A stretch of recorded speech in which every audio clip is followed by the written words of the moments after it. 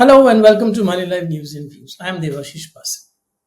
India's Goods and Services Tax Council meeting on September 3rd unveiled what was billed as the most radical simplification of the levy since its introduction in 2017. From 22nd September, the country will move to two broad slabs, 5% and 18%, with essentials such as food grains and fresh produce exempted, and hundreds of other goods shuffled into lower brackets. The changes followed Narendra Modi's Independence Day promise of reform. But will these benefit the Indian consumer and the Indian economy?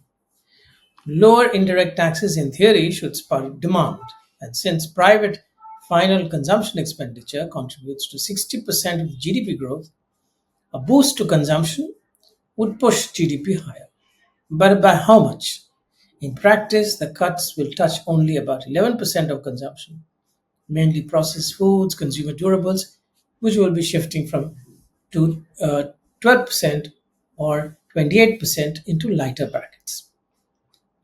The boost to spending reckons one estimate will be zero point 0.2 to 0.3% of GDP, showing up in the second half of FY26. Now that is more of a statistical rounding off than a growth engine. One of the best ways to judge the impact of any policy is to check the impact of stock prices of companies supposedly benefiting.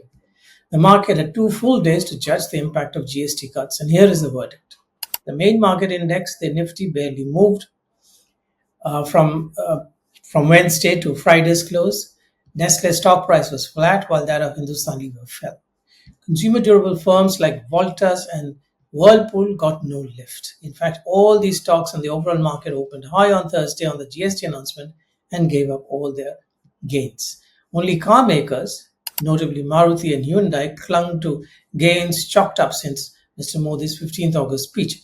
In my previous speech, I had suggested that GST 2.0 is an improvised fix and will not help much. Turns out that investors think so too. The up move later on owed to a perceived thaw in India-US relations, as the leaders seem to be reconciling via social media. Now let's step back and assess what the GST rate cut was for. There were two objectives. First, to pep up growth amid grumbling and sarcasm on social media about tax terrorism, which is GST, tolls, cess, and other taxes.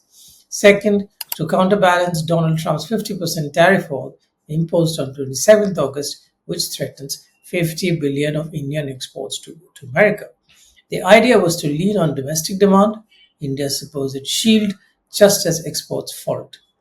It was not just economic.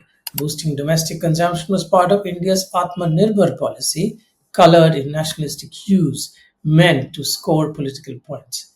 But GST 2.0 will manage neither.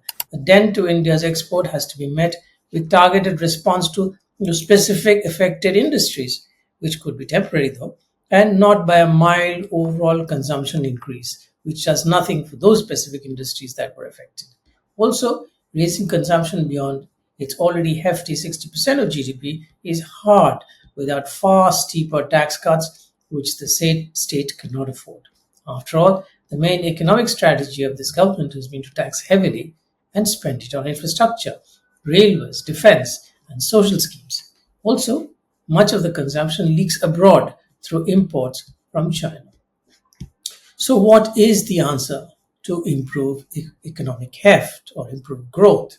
The answer to get a virtuous cycle of higher GDP growth, higher wages, higher consumption is not a cut here and a tweak there. It is decades of export boom. This obvious solution propelled Japan, Taiwan, South Korea, and Singapore to prosperity between 50s and 80s, turning poor farmers into rich consumers, followed by Thailand and Malaysia. China adopted it in 1990s and turbocharged it. Today, 30% of global manufacturing capacity, largely export-driven, is in China. It is surprising that despite a large pool of educated and English-speaking people, the eye-popping success of one country after another, all next door in Asia, but India never made exports its top national mission, not even under Narendra Modi, economically the most activist leader in decades. When Trump tariffs started to roil the world, East Asian tigers and China seemed particularly vulnerable given their export oriented economies. India appeared safer. The irony is that East Asia quickly signed deals to protect their markets. India, by contrast, has a 50% duty with little leverage. Some experts think that India should not try to emulate East Asian countries because that ship has sailed. Now, this is totally nonsense. The model endures because prosperity itself shapes competitiveness. When countries prosper, wages rise, and labor intensive businesses become uncompetitive. These businesses are then picked up by other low wage countries for exports. China ceded textiles to Korea, then to China, which then passed them on to Bangladesh and Vietnam. Each rung of the ladder frees space below. In fact, India can be competitive at both ends of the spectrum. At one end, it can be a bigger exporter of low value items like textiles, steel, footwear, plastics, etc. At the other end, India can be a major exporter of chemicals and an even bigger powerhouse in pharmaceuticals. All the ingredients are in place. It needs a series of dedicated, focused, and goal oriented steps, exactly what was behind the rise of China, Taiwan, South Korea, and China. In 10 years, India can become an export powerhouse. It has all the ingredients.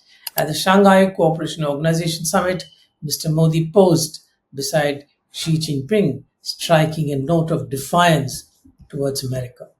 Many Indians were proud, but defiance is not power.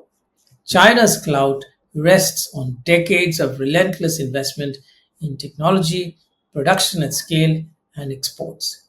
India will win respect abroad not through posturing and slogans, but through large factories humming at home and producing quality products for world markets. If you like this view and if you liked what you heard, please do subscribe and do share. Thanks for watching.